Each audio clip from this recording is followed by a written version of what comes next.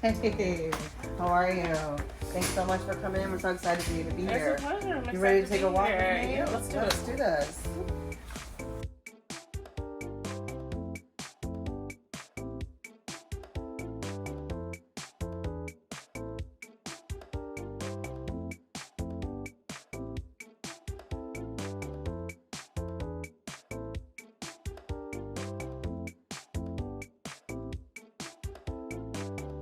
Michela, thank you so much for coming in today and taking a walk with me through the store. Absolutely. Thank you so much. I really appreciate that. Yeah. I'm excited to be here. I love me some Manhattan Wardrobe Supply. Thank you so much for the video that you did. Girl, we need to talk about that. Okay, yes. Honestly, it was just very random. I love this store. I've been shopping here for years. Tommy has always been so kind, as well as the people that work in here. And I'm a person that's aware of what's going on in like the world, right? There's a strike, everything, and you guys don't have a storefront. And I was like, wait, I know a lot of people do not know about Manhattan Wardrobe Supply, like that are not pros. And I was like, I really want to share that on my platform. So I really positioned it like, oh, this is, everybody wants to be on something exclusive. Yes. So I was like, oh, there's a secret makeup store and you have to go to this office building and you go upstairs. And like that, type of storytelling makes people very excited to have the inside scoop on something special. And it really took off on TikTok, even way more than I expected. I thought it would be popular, but it took off way more than I thought. And I was just really happy to like let people know that this store is here because it's one of my favorite places to shop for beauty in the city. So let's dive into some of these questions. Yes. As a makeup artist, educator, social media influencer, how has social media impacted your career? There was probably a point like early in my career where you really started seeing social media being an even more important kind of part of or having a digital presence being an important part of your career, and people were really against it initially, but I always was like, I think we should really be paying more attention to this space, trivializing it. And I think for me, social media allows you to see so much more of what you wouldn't be able to see if you weren't like there physically, right? It kind of bridges digital geographical divides. So there's a lot of like inspiration. You're able to tap into a lot of what's happening with trends, and people can find you. It increases your visibility. Like there's no denying that. And social media gave me platforms where I could share my voice in a way that it reached a lot more people. And so it helped me to further position myself as an expert, to share my work, to make more connections with people. So I think if you use it with intentionality to some extent, it can be extremely helpful. It's literally free marketing. For sure. What is your favorite genre of makeup and why? Ooh. This is a tough one, I know. That's a really tough one because, for me, I feel very much like an artist whose medium happens to be makeup. So it just depends what kind of mood I'm in, like what I want to express.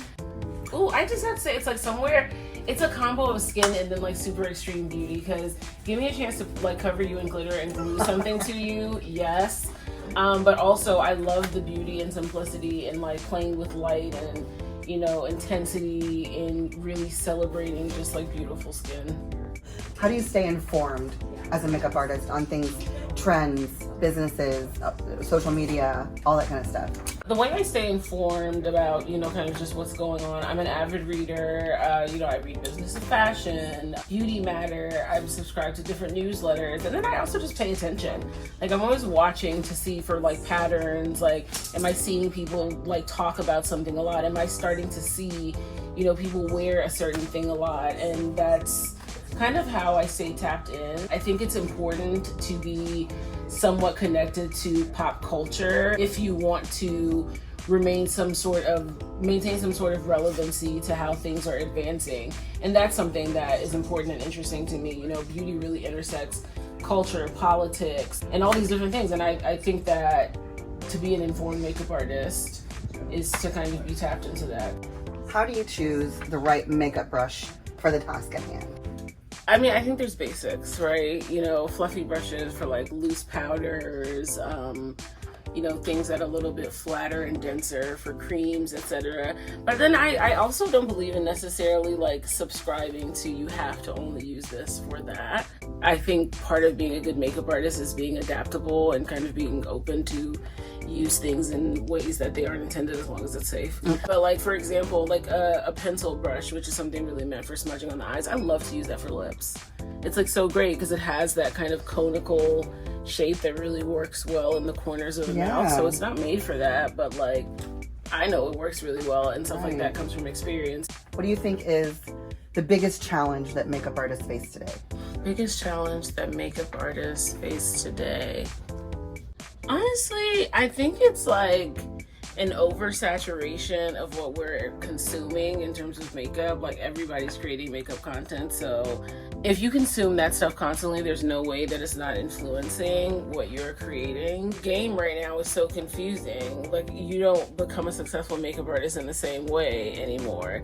So it's like, what do? Do you focus on social media and blow up there and then have opportunities from there? But if you just blow up there, you've never assisted anybody, then you don't have the experience of like working on set and whatnot. So I think I think they're overwhelmed. There's a lot of confusion about who to follow, who to listen to, what to do. I think that's a challenge that a lot of people may not even identify that they're going through, but I think it's real. It's very easy to constantly compare yourself to people. You're constantly seeing other people's work. They're getting a lot of likes. You don't know if that means that they're actually successful and they're paying their bills, or if they're just getting a lot of likes online. And so you're not really sure, like, what is even the measure of success now? So I just think it's a lot of overwhelming confusion. Yeah. Touching on the fact that makeup artists can be overwhelmed, especially when they're new, how do you book work as like, for print work, for film and television? How do you go about that if you're new? I mean, relationship building. If you're new, in between, or old, it's all really about who knows you, who knows your work, and who you're exposed to. So just gotta work on those relationships. If you're like completely new though, it's gonna be much more difficult for you to get those types of jobs as a key initially. But even then, like, somebody could love what you're doing on the internet and be like, I just love this person's work. They have no experience on set or whatever, but like, I can bring them in. So, there's the old way, and then there's now there are new ways to kind of bypass that. But ultimately, it's about who recognizes your work and feels like you're a good fit. Okay. I know you're big on valuing yourself, valuing your work. You're a big advocate for those things. When someone is so new and they're still learning and they're still getting themselves out there, what are some resources that they can look at to make sure they're getting the right rate, to make sure they're, not undercutting people?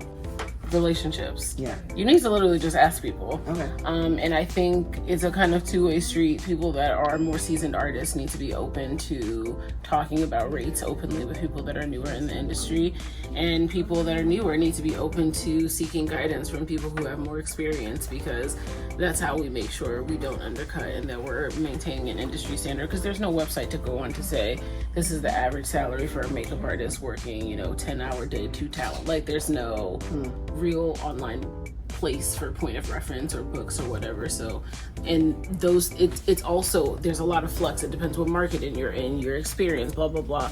So I think it's important to just really speak with people. Okay. Do you have any passions outside of makeup? Oh my God, food. Food, consuming it and cooking it. Yeah, if I wasn't a makeup artist, I'd probably be a chef.